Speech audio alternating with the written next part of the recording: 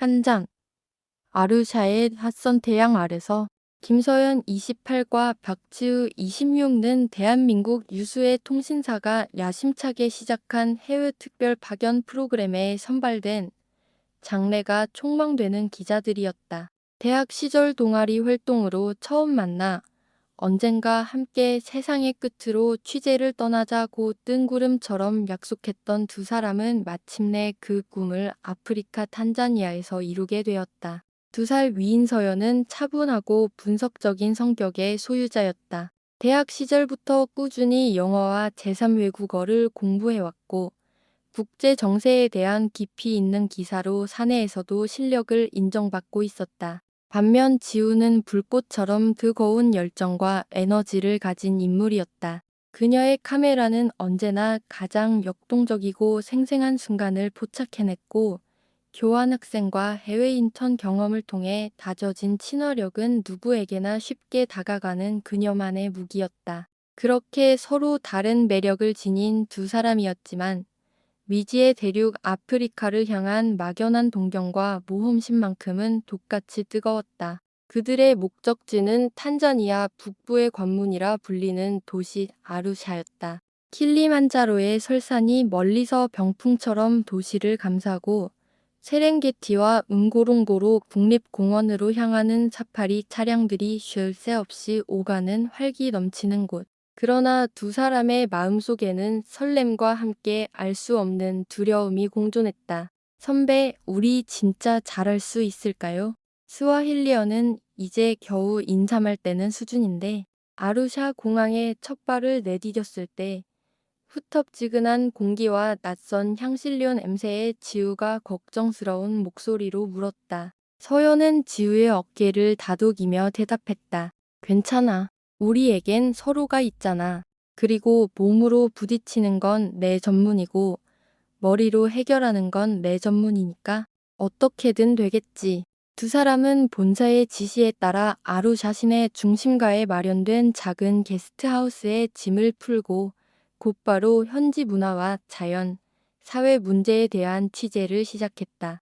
첫 한두 달은 정신없는 적응의 연속이었다. 슈퍼마켓에서 장을 보는 사소한 일부터 무질서해 보이는 도로를 건너는 것까지 모든 것이 도전이었다. 붉은 흙먼지가 날리는 거리를 걸으며 알아들을 수 없는 말들이 빗발치는 시장 한가운데서 두 사람은 때때로 외로움과 막막함을 느꼈다. 하지만 그들은 서로에게 가장 든든한 버팀목이 되어주었다. 서연이 유창한 영어와 조금씩 늘어가는 스와힐리어로 현지인들과의 소통을 도맡으면 지우는 뛰어난 사진 및 영상 촬영 기술로 다채로운 콘텐츠를 만들어냈다. 두 사람의 환상적인 호흡 덕분에 한국어로 송고되는 기사들은 연일 높은 평가를 받았고 때로는 경쟁사를 제치는 특종을 터뜨리며 사내에서도 큰 칭찬을 받았다. 그러나 아무리 일이 순조롭게 풀려도 마음 한구석의 공허함은 쉽게 채워지지 않았다. 낯선 땅에서의 삶이란 누구나 한 번쯤 운명적인 만남과 낭만적인 사랑을 꿈꾸게 만들지 않던가. 서연은 깊은 밤, 게스트하우스 창밖으로 펼쳐진 아루샤의 밤거리를 내려다보며 중얼거렸다. 나는 여기서 무엇을 얻고 싶은 걸까? 특종 기사를 쓰는 기자로만 살고 싶은 건 아닌데 지우 역시 마찬가지였다. 촬영과 인터뷰, 그리고 밤샘 편집으로 이어지는 삭막한 일상의 반복이었다. 그러던 어느 날 두 사람의 운명을 송두리째 뒤흔들 운명 같은 인연이 거짓말처럼 그들 앞에 나타났다. 2장 사바나의 두 전사 레키존과 카엘로.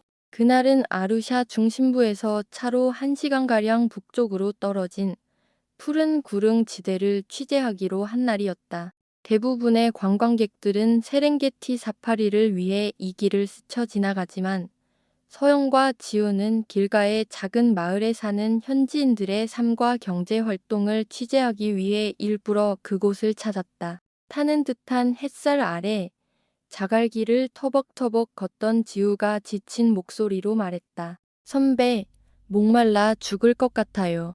물 좀 주세요. 서연이 배낭을 열어 물병을 건네주던 바로 그 순간 어디선가 나타난 두 명의 장대한 체구의 남자가 그들에게 말을 걸어왔다. 잠보 JOMBO. 길을 잃으셨나요? 순간 두 사람은 경계심에 몸을 굳혔다. 짙은 갈색 피부와 군살 하나 없는 탄탄한 근육질의 몸. 한눈에 봐도 강인함이 느껴지는 모습이었다. 하지만 그들의 눈빛은 놀라울 만큼 선량했다. 두 사람이 놀란 것을 눈치챘는지 키가 더 큰 남자가 부드럽게 미소 지으며 말을 이었다. 저는 레키숑이라고 합니다. 이 친구는 카엘로고요. 이 마을에서 관광 가이드 일을 하고 있습니다. 도움이 필요하면 언제든 말씀하세요. 그의 영어는 아프리카 특유의 억양이 살짝 섞여 있었지만 놀라울 만큼 유창하고 품위가 있었다. 서연이 약간의 놀라움을 감추지 못하고 물었다. 아, 저희는 한국에서 온 기자입니다.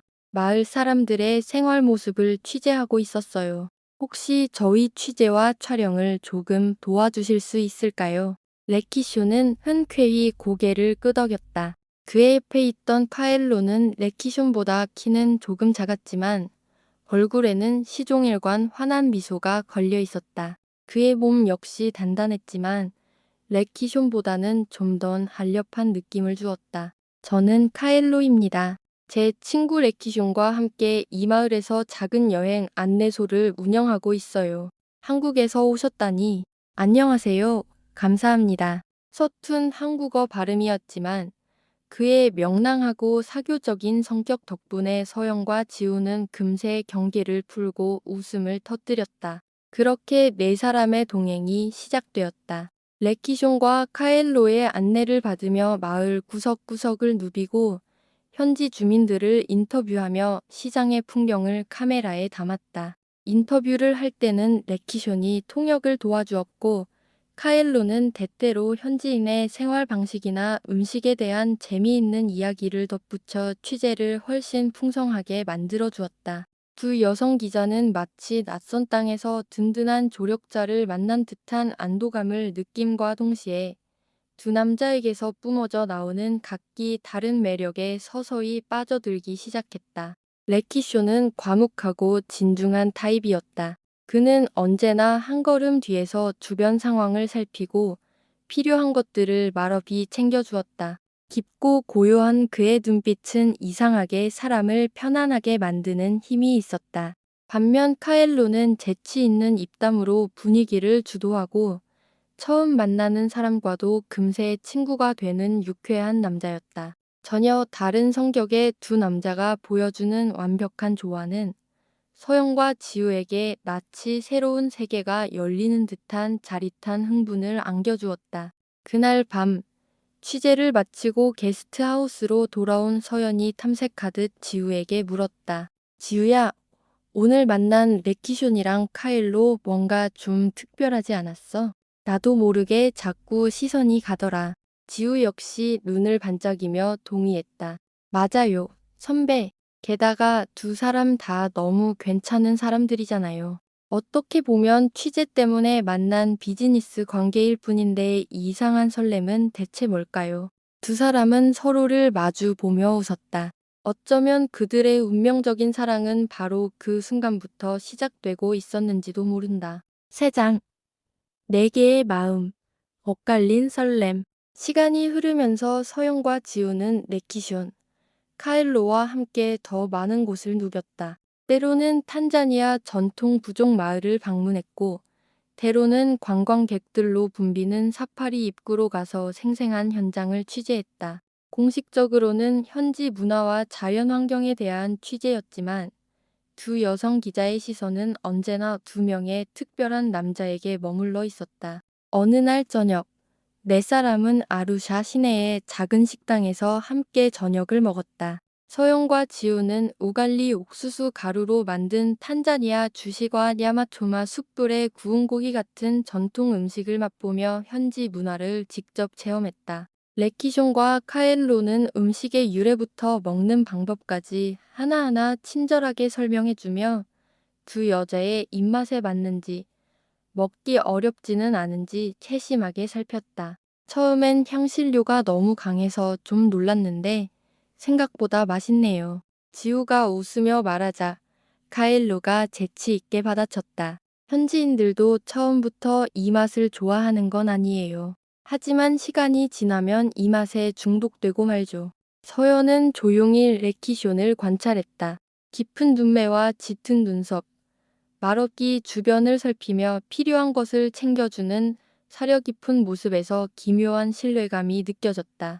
한편 지우는 활발한 카일로와 즐겁게 대화를 나누다가도 그가 짓는 환한 미소에 문득 심장이 철렁 내려앉는 것을 느꼈다. 식사를 마치고 네 사람은 밤거리를 걸었다. 밤하늘에는 셀 수 없이 많은 별들이 보석처럼 박혀 있었고 아루샤의 밤 공기는 시원했다. 가로등 불빛 아래 거리를 걷는 것은 마치 작은 축제에 참여한 듯한 기분을 느끼게 했다. 과일 주스나 간식을 파는 작은 노점상들, 즐겁게 인사를 나누며 길을 묻는 여행객들. 그 풍경 속에서 서연은 저도 모르게 레키숑에게 한 걸음 더 다가섰고 지우 역시 자연스럽게 카엘로의 옆에 바싹 붙어 걸었다. 이 사람, 내 마음을 알아챌까? 서연과 지우는 각자 비슷한 생각을 했지만 아직 그 감정을 고백하기에는 너무 이르다고 느꼈다. 그러나 사랑의 씨앗은 이미 그들의 마음속에서 싹을 틔우고 있었다. 며칠 후, 서영과 지우는 각자 다른 주제로 잠시 떨어져서 취재를 진행하기로 했다. 서연은 자연보호구역의 밀렵 문제에 대한 기사를, 지우는 아루샤 외곽 농촌 지역의 생활상에 대한 취재를 맡았다. 물론 각자의 곁에는 레키숑과 카엘로가 파트너가 되어 동행했다. 그렇게 각자 시간을 보내면서 서연은 레키숑과 단둘이 깊은 대화를 나눌 기회가 많아졌고 지우 역시 카엘로와 한층 더 가까워졌다. 문제는 어느 순간부터 서연이 카엘로에게도 묘한 감정을 느끼기 시작했다는 것이었다. 예를 들어 취재를 마치고 네 사람이 다시 모였을 때 카엘로가 특유의 환한 미소로 오늘 취재는 어땠어요? 라고 묻는 순수한 태도에 서연은 저도 모르게 가슴이 두근거렸다. 지우 또한 무심한 듯하면서도 세심하게 주변을 챙기는 레키숑의 태도에 호감을 느끼게 되었다. 결국 네 사람의 감정은 기묘하게 교차하기 시작했다. 한 번은 네 사람이 함께 마을 축제에 참여한 적이 있었다. 시끄러운 전통 음악 속에서 춤을 추던 지우가 발을 헛디뎌 넘어질 뻔하자 근처에 있던 레키숑이 재빨리 그녀의 손을 잡아 일으켜 세웠다. 그 순간 지우의 얼굴은 새빨갛게 달아올랐고 그 광경을 본 카일로는 미묘한 질투심을 느꼈다. 서연 역시 레키숑이 지우를 챙기는 모습을 보며 마음 한구석이 복잡해졌다. 하지만 아이러니하게도 정작 서연 자신도 카일로에게 호감을 느끼고 있었기에 자신의 감정에 대해 더욱 혼란스러움을 느낄 수밖에 없었다. 그날 밤 축제가 끝나고 숙소로 돌아온 지우가 서연에게 고백했다. 선배 저 아무래도 레키숑 씨도 좋아하게 된 것 같아요. 그런데 카일로 씨도 포기하고 싶지 않은 마음이 들어요. 이거 정말 말도 안 되는 거죠. 서연은 한동안 말이 없었다. 사실 그녀 역시 똑같은 고민에 빠져 있었기 때문이었다. 두 사람 모두 두 명의 남자에게 동시에 호감을 느끼고 있었다. 게다가 두 남자 역시 두 여자 모두에게 마음이 있는 듯했다. 카일로는 평소 지우에게 애정 표현을 자주 하면서도 서연에게 따뜻한 눈길을 보내곤 했다. 레키숑 역시 서연의 곁을 지키면서도 때로는 지우에게 다정하게 다가갔다. 네 사람은 서로에게 교차하는 방식으로 이끌리는 기묘한 상황에 빠져버린 것이었다. 4장. 새로운 가족의 가능성.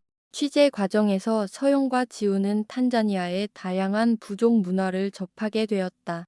그중 일부 지역에서는 여전히 현대인의 시각으로는 이해하기 힘든 파격적인 혼인 풍습이 유지되고 있었다. 한 명의 남성이 여러 아내를 두는 일부 다처제는 익히 알려져 있었지만 드물게는 한 명의 여성이 여러 남편을 두는 일부 다부제와 유사한 형태를 존중하는 부족도 있다는 이야기를 들었다. 하지만 그보다 더 흥미로웠던 것은 일부 공동체에서 구전으로만 전해져 내려오는 한 명의 남자가 여러 여자와 혹은 한 명의 여자가 여러 남자와 결혼하는 것을 넘어 여러 사람이 함께 하나의 가족을 이루는 확장된 다자간 결합과 유사한 개념의 전통이 있다는 사실이었다. 물론 법적으로 인정되는 제도는 아니었지만 부족의 관습에 따라 관용적으로 받아들여질 수 있다는 것이었다.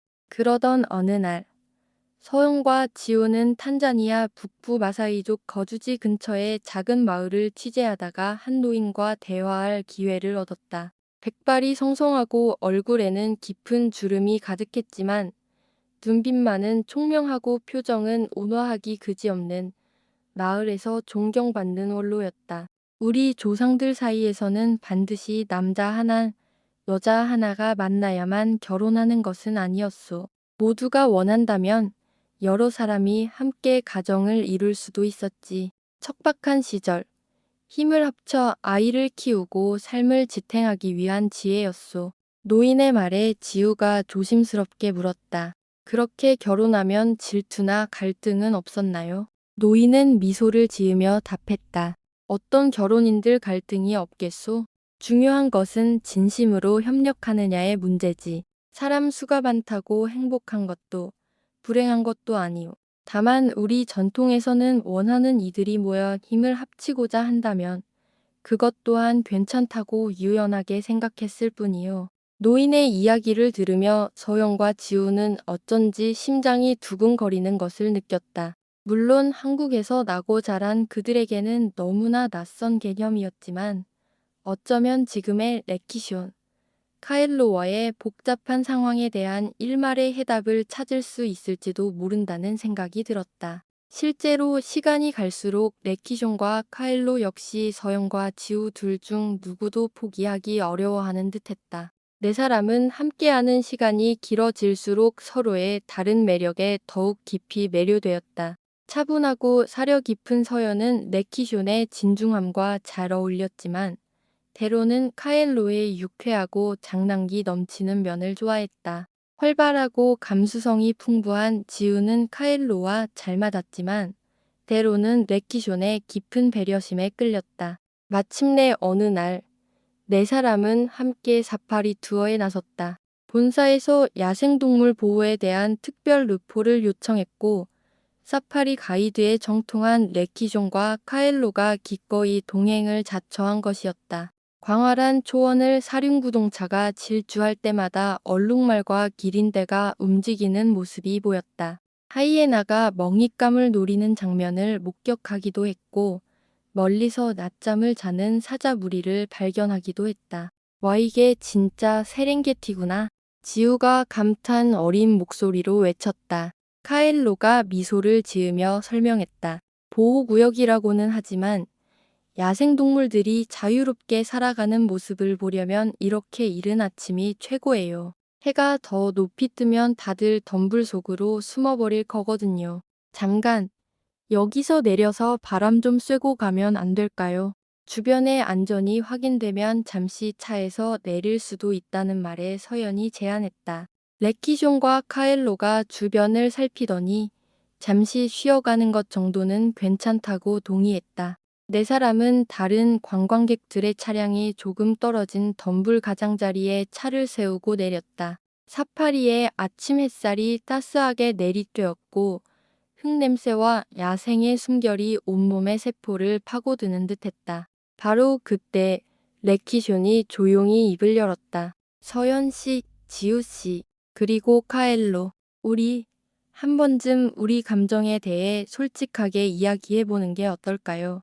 예상치 못한 제안에 서영과 지우의 심장이 동시에 쿵 하고 내려앉았다. 카엘로 역시 잠옷 진지한 표정이었다. 레키숑이 말을 이었다. 우리 모두 알고 있잖아요. 서로에게 끌리고 있다는 걸. 하지만 지금껏 솔직하게 말하지 못했죠.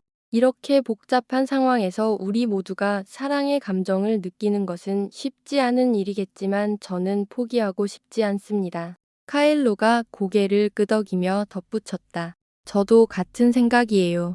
서연 씨도, 지호 씨도. 그리고 제 친구 레키숀도 모두 저에게는 소중한 사람들이에요. 기묘하게 들릴지 모르지만 네 사람의 마음은 모두 진심이었다. 서영과 지우는 한참 동안 서로를 바라보다가 그들 역시 솔직한 감정을 털어놓았다. 저도 두 사람 모두에게 점점 마음이 가고 있었어요. 하지만 한국에서 나고 자란 저로서는 이런 상황이 너무나 혼란스러워요. 당연히 한 사람만 선택해야 한다고 생각했으니까요. 서연이 먼저 입을 열었다. 지우 역시 손을 만지작거리며 말했다. 저도 같은 고민을 했어요. 어떻게 해야 할지 몰라서 차라리 이런 상황이 오지 않았더라면 하고 후회한 적도 있어요.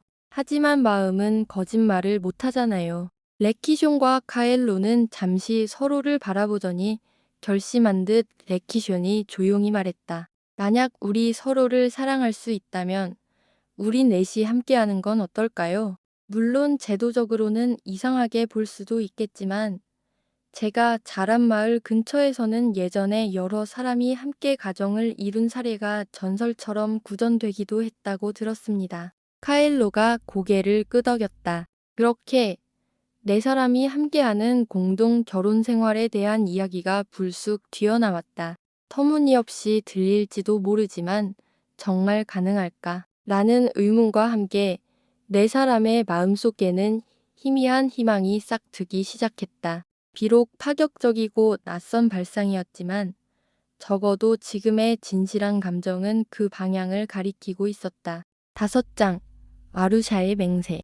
사파리 취재 이후 네 사람은 모두 깊은 생각에 잠겼다. 특히 서영과 지우의 마음은 복잡하기 이를 데 없었다. 한국에서는 상상조차 할 수 없는 결혼 형태. 부모님과 친구들은 이 사실을 알면 어떤 반응을 보일까? 기자로서의 커리어에는 어떤 영향을 미칠까? 심지어 법적으로 인정받지도 못하는 관계다. 이런 현실적인 장벽들을 생각할 때마다 마음이 무겁게 가라앉았다.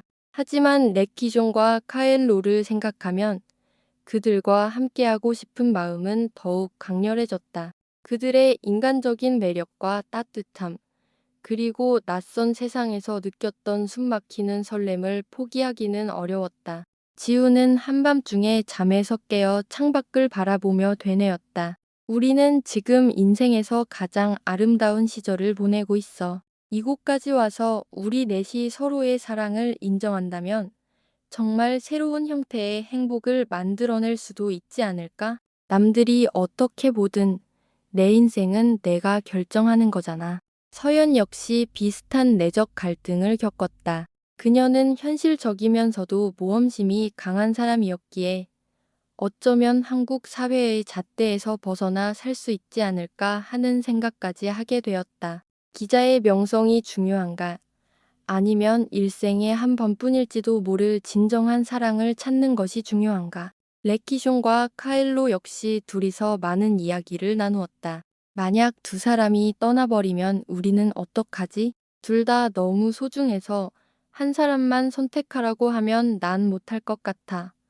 카일로가 묻자 레키쇼는 깊은 한숨을 내쉬며 답했다. 나도 마찬가지야. 두 사람 모두 이미 내 마음속에 큰 자리를 차지해버렸어. 하지만 저 두 사람 역시 서로를 포기하지 못한다면 우리에게도 기회가 있지 않을까? 우리 부족의 전통에 대해 좀 더 알아봐야겠어. 그리고 마을의 원로들과 전통에 대해 잘 아는 사람들과 대화한 끝에 그들은 여러 사람이 함께 결합하는 것이 반드시 금기시되는 것은 아니라는 이야기를 들었다. 물론 공식적인 법 제도는 아니었지만 적어도 이 지역 공동체 안에서는 네 사람의 공동 결혼을 막을 이유는 없었다. 중요한 것은 모두가 진심으로 동의하고 공동체 내에서 문제를 일으키지 않는다는 것이었다. 마침내 어느 날 밤, 서영과 지우, 레키숑과 카엘로는 아루샤 외곽에 위치한 게스트하우스의 넓은 마당에 둘러앉아 진솔한 대화를 나누었다.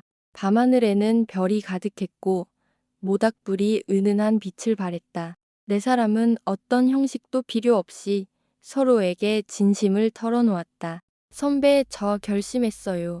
우리 공동 결혼해봐요.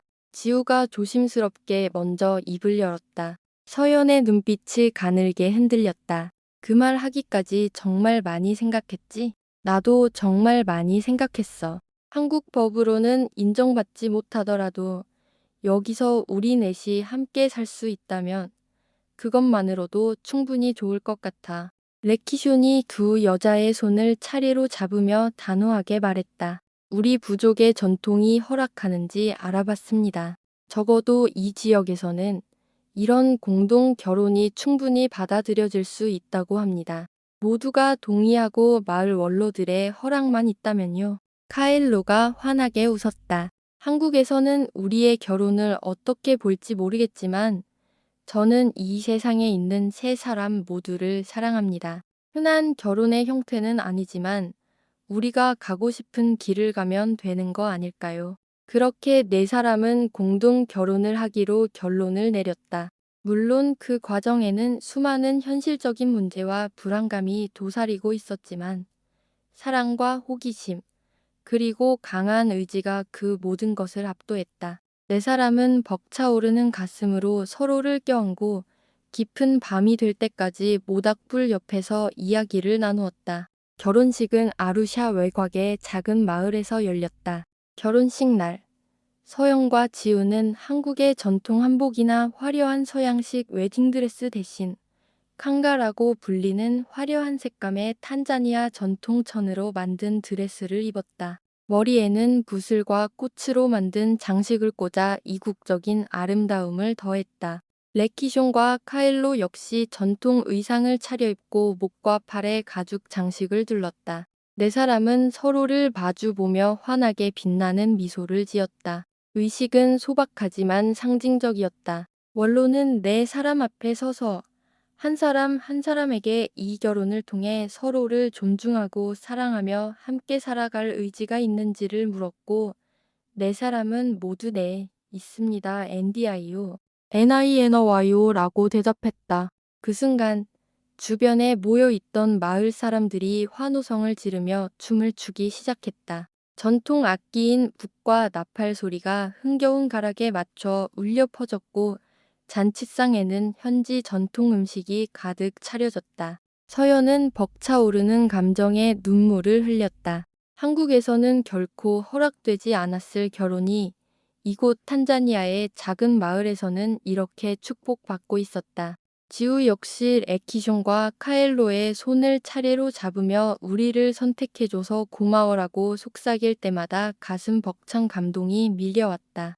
레키숑이 지우를, 카엘로가 소연을 안아주고 다시 그들은 서로 엇갈려 껴안으며 서로를 격려했다. 누가 봐도 기묘한 광경이었지만 동시에 깊은 사랑이 느껴지는 모습이었다. 마침내 네 사람은 공식적으로 한 가족이 되었다. 비록 법적인 혼인신고서는 없었지만 현지 관습에 따른 의식을 치르고 사람들의 지지를 얻었다는 사실은 그들에게 무엇보다 큰 의미가 있었다. 6장, 4명의 부모, 2명의 아이. 결혼식 후 네 사람은 마을 근처에 작은 집을 구해 함께 살기 시작했다. 조금 낡았지만 방이 3개나 있었고 앞마당에는 작은 텃밭도 있었다. 서영과 지우는 통신사 특파원 신분을 유지한 채 한 집에 모여 함께 기사를 쓰고 영상을 편집했다. 레키숑과 카엘로는 가이드 일을 하거나 마을 행사에 참여하면서 틈틈이 텃밭을 가꾸는 일을 했다. 네 사람이 함께 살다 보니 물론 크고 작은 갈등도 생겨났다. 가사 분담 문제 같은 것이 대표적이었다. 일에 몰두하다 보면 집안 정리를 미루기 일수인 서영과 지우, 깔끔하게 정리된 집을 좋아하는 레키숑, 그리고 웬만한 일은 대충 넘어가는 카엘로 때문에 한 번은 집이 너무 지저분하다며 레키숑이 화를 낸 적도 있었다. 하지만 그들 사이에는 사랑에 기반한 분명한 공동체 의식이 있었다. 문제가 생기면 네 사람은 즉시 둘러앉아 솔직하게 대화하고 해결책을 찾았다. 예를 들어 매주 월요일 저녁에는 짧은 가족회의를 열어 누가 언제 청소를 할지, 장보기는 누가 책임질지 등을 정했다. 모든 갈등이 자연스럽게 해결되는 것은 아니었지만 적어도 모두가 노력하고 있다는 믿음이 있었기에 극복하기가 훨씬 수월했다. 그러던 중 놀랍고도 기쁜 소식이 찾아왔다. 어느 날부턴가 지우가 심한 메스꺼움과 현기증을 느껴 병원을 찾았는데 임신이라는 진단을 받은 것이다. 처음에는 계획에 없던 일이라 당황했지만 마음 깊은 곳에서는 새로운 생명에 대한 기쁨이 솟아올랐다. 문제는 이의 생물학적 아버지가 누구인지 정확히 알 수 없다는 점이었다. 지우는 그리고 네 사람은 모두 한 집에서 깊은 사랑을 나누며 살았기에 특정 시점을 구분하는 것이 어려웠다. 하지만 레키숑과 카엘로는 동시에 말했다. 그게 무슨 상관이야. 우리 모두가 함께 키우면 되지. 서연 역시 지우를 꼭 껴안으며 진심으로 말했다. 우리에게 아기가 생겼구나. 정말 축하해, 지우야. 지우는 세 사람의 따뜻한 말에 한참 동안 감사의 눈물을 흘렸다. 그런데 얼마 지나지 않아 서연 역시 몸의 이상 신호를 느끼기 시작했다. 지우와 비슷한 시기에 가벼운 피로감과 입맛의 변화를 느낀 것이다. 혹시나 하는 마음에 검사를 받아보니 서연 역시 임신이었다. 네 사람은 정말이지 충격과 기쁨에 휩싸였다. 거의 동시에 두 사람 모두 임신이라니 믿을 수가 없어. 우리 가족이 갑자기 늘어나게 생겼네. 카엘로는 어안이 벙벙한 얼굴로 웃었고 레키쇼는 복잡한 표정으로 우리가 정말 부모가 되는 건가라고 중얼거렸다. 하지만 서영과 지우의 마음속에는 이미 엄마가 된다는 설렘이 가득 피어나고 있었다. 이 소식은 마을 사람들에게도 전해졌다.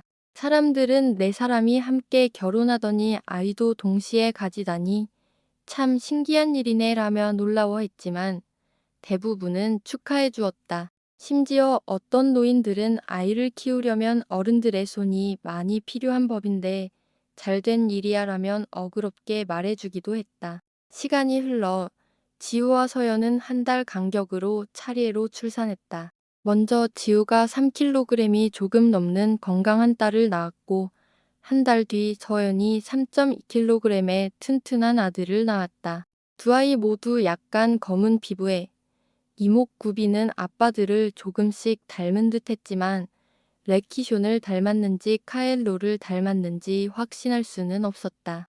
그런 세세한 것은 중요하지 않았다. 네 사람은 그저 두 아이의 탄생에 한없이 기뻐했다. 이 아이들은 우리에게 온 선물 같아. 레키쇼는 아이를 품에 안고 감격에 겨운 목소리로 말했다. 카엘로는 두 아이를 번갈아 안아보며 중얼거렸다. 인생에 이보다 더 행복한 순간이 있을까? 하지만 육아는 결코 쉽지 않았다. 특히 두 아이가 동시에 울며 젖을 찾을 때는 정신이 하나도 없었다. 출산 후 몸도 제대로 회복되지 않은 서영과 지우는 밤낮으로 아이들을 돌봐야 했고 레키숑과 카엘로는 곁에서 기저귀를 갈아주거나 아이를 안아주며 도왔다. 다행히 네 사람이 번갈아 가며 아이를 돌볼 수 있었기에 비교적 공평하게 일을 분담할 수 있었다. 그들은 아이를 키우려면 어른들의 손이 많이 필요하다는 말을 이때 절실히 깨달았다. 아이들이 생기면서 각자의 역할도 좀 더 분명해졌다. 서영과 지우는 집에서 아이들을 돌보며 틈틈이 온라인으로 기사를 정리하거나 번역 일을 맡았고 레키쇼는 주로 가이드 일과 마을 봉사활동을 계속했다. 카엘로는 아루샤 시내의 여행사와 협력해 새로운 프로그램을 기획하는 일을 시작했다. 경제적인 부담이 작지는 않았지만 모두가 조금씩 벌었기에 그럭저럭 구려나갈 수 있었다. 아이들을 키우면서 네 사람의 관계는 더욱 단단해졌다. 밤마다 당번을 정해 아이가 울면 교대로 달랬고 서로에게 힘이 되어주었다. 아이들이 서너 살이 되자 네 사람은 일상에서 조금씩 여유를 되찾기 시작했다. 서영과 지우는 아이들에게 한국 동요를 가르쳐 주었고 레키숑과 카엘로는 스와힐리어를 가르쳐 주었다. 아이들은 네 사람 모두를 부모로 여기며 자랐고 가끔 외부 사람들이 엄마가 둘, 아빠가 둘이라고 라며 신기해하는 것을 오히려 재미있어하며 깔깔거리고 뛰어다녔다. 7장. 세상을 향한 용기, 그리고 영원한 사랑. 어느덧 시간이 흘러 네 사람은 아이들을 데리고 한국을 방문하기로 결정했다. 서영과 지우의 부모님도 손주들을 한 번만이라도 보고 싶다고 성하였고, 아이들에게도 엄마들이 자란 고향을 직접 보여주고 싶었다. 한국 공항에서 그들은 예상외로 별다른 문제에 부딪히지 않았다. 아마도 단체 여행을 온 가족 정도로 생각한 듯 아무도 그들의 관계를 구체적으로 묻지 않았다. 공항에는 서영과 지우의 부모님이 마중 나와 있었다. 아이들이 달려가 할머니, 할아버지 라고 외치자 그들은 기쁨과 동시에 처음 보는 혼혈 손주들에 대한 어색함을 감추지 못했다. 하지만 아이들의 해맑은 미소와 포옹은 이내 그들의 마음을 녹였다. 친척과 친구들에게 네 사람의 관계가 알려지면서 많은 말들이 오갔다. 어떻게 그런 일이 있을 수 있냐며 손가락질하는 사람도 있었지만 그들이 행복하다면 된 거 아니냐고 반응하는 사람도 있었다. 한국 방문 중 가장 큰 변화는 서영과 지우가 본사 편집국 사람들과 만난 자리에서 일어났다. 저희 다시 기자로 복귀할 수 있을지 알고 싶습니다. 가능하다면 탄자니아 현지 통신원으로서 계속 기여하고 싶습니다. 회사 측은 고심 끝에 조건부로 재계약을 검토하겠다는 답변을 내놓았다. 새로운 국제 이슈가 많아 현지 취재 인력이 필요했고 그들의 가족 형태는 사적인 영역으로 보고 법적인 문제를 차치하면 유능한 인재를 잃고 싶지 않았던 것이다. 서영과 지우는 그 제안을 받아들이기로 했다. 부모로서의 역할과 기자로서의 일 두 가지 모두를 해내고 싶다는 결심이 섰다. 레키숑과 카일로 역시 전적으로 지지했다. 아이들이 크면 학비도 들고 생활비도 더 필요할 테니 우리도 함께 노력할게. 걱정하지 마. 한국 방문을 마치고 네 사람은 이제 그들의 집이 된 아루샤로 돌아왔다. 아이들은 다시 익숙한 스와힐리어 환경 속에서 신나게 뛰어놀았고 네 사람의 부부 생활도 더욱 안정되었다. 서영과 지우는 다시 통신원 기자로 복귀해 탄자니아와 주변국의 정치, 경제, 문화 소식을 깊이 있게 전달했다. 때때로 지우가 우리 이렇게 사는 거 평생 행복할 수 있을까? 라며 불안해할 때면 레키쇼는 다정하게 그녀의 손을 잡았다. 영원한 행복을 보장하는 결혼은 없어. 하지만 지금 우리가 진심으로 서로를 사랑하고 있잖아. 그게 가장 중요한 거야. 카엘로도 환하게 웃으며 맞장구를 쳤다. 맞아. 우리가 원한다면 영원히 노력할 수 있어. 갈등이 있어도 서로를 향한 사랑이 있다면 극복할 수 있잖아. 그 말을 듣는 서연은 조용히 고개를 끄덕였다. 결국 이 삶은 남의 잣대로 재는 것이 아니라 우리 스스로 만족하느냐의 문제야. 아이들은 점점 자라 우리는 엄마가 둘, 아빠가 둘이에요. 라고 자신있게 말하게 되었다. 네 사람의 노력 덕분에 그들의 가족은 그 어떤 가족보다 따뜻하고 단단한 유대를 유지했다. 이 이야기는 네 사람의 파격적인 결혼 생활에 대한 것이지만 그 본질은 사랑이 숫자나 성별로 구분되지 않는다는 메시지를 담고 있다. 세상은 정해진 틀이나 제도로 인간의 관계를 한정 지으려 하지만 진정한 사랑은 때로 그 모든 것을 뛰어넘을 수 있다. 물론 그 길은 결코 쉽지 않다. 사회의 편견, 제도의 부재, 가족의 반대, 육아와 생계 문제 등 수많은 장벽이 있다. 하지만 서연, 지우, 레키숑, 카일로는 그 장벽들을 한 걸음씩 넘어 새로운 형태의 가족을 만들어냈다. 그들은 모두가 원하고 서로에게 상처 주지 않으며 진심으로 배려하고 협력할 수 있다면 사랑의 형태는 무한히 다양해질 수 있다는 것을 보여주었다. 현재 그들 네 사람은 여전히 아루샤의 작은 집에서 함께 살고 있다. 아이들은 학교에 다니고 서영과 지우는 여전히 열정적으로 기사를 쓴다. 레키숑과 카엘로는 관광객들을 안내하고 지역 개발 프로젝트에 참여한다. 가끔 갈등이 생기면 가족회의를 열어 조율하고 서운한 마음을 솔직하게 털어놓는다. 만약 누군가 왜 네 사람이 함께 사나요? 라고 묻는다면 그들은 평온하게 대답할 것이다.